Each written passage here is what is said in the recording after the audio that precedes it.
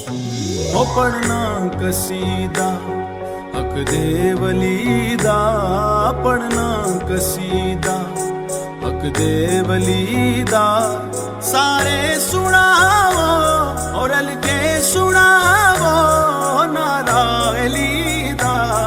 पढ़ना कसीदा हक दे वलीदा, और रल के सुनाओ, रल के सुनाओ नारा अलीदा। पढ़ना कसीदा।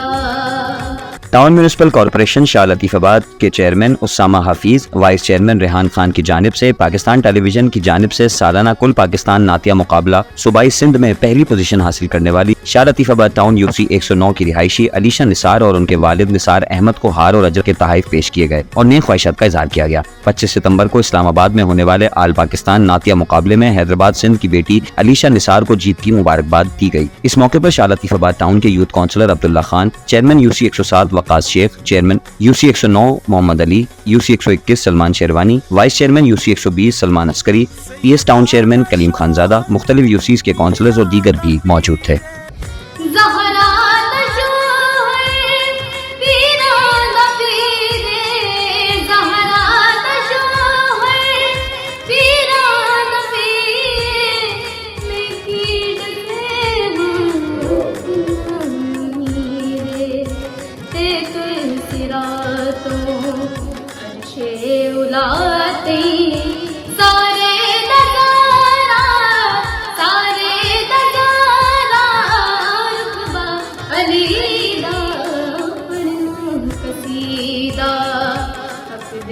वलीदा पढ़ना कसीदा हक दे वलीदा।